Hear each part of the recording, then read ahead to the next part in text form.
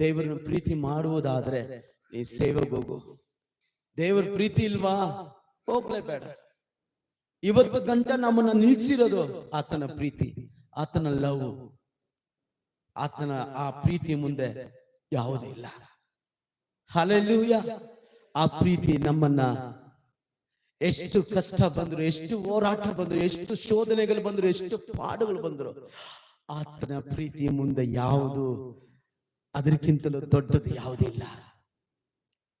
ಬರೆದಿಟ್ಕೊಂಡು ರೋಮಪುರದವರ 8ನೇ ಅಧ್ಯಾಯ 34ರಿಂದ 39ನೇ ವಾಕ್ಯವರೆಗೂ ಅವನು ಹೇಳ್ತಾ ಇದ್ದಾನೆ, ಮರಣವಾದರೂ ಜೀವವಾದರೂ, ಮೇಲಿನ ಕಾರ್ಯ ಕೆಳಗಿನ ಕಾರ್ಯ, ಮುಂದಿನ ಹಿಂದಿನ ಸಂಗತಿ, ದೇವರಾತ್ಮ ದುರಾತ್ಮ, ಖಡ್ಗವೋ ಅನ್ನವಿಲ್ಲದೋ ವಸ್ತ್ರವಿಲ್ಲದೋ ಏನೇ ಆದರೂ ನಮ್ಮನ್ನು ಪ್ರೀತಿಸಿದ ಅಂತನ ದೇವರ ಪ್ರೀತಿಯಿಂದ ನಮ್ಮನ್ನು ಅಗಲಿಸುವುದಿಲ್ಲ ಅಂತ ನಿಶ್ಚಯಿಸಿಕೊಂಡಿದ್ದೇನೆ.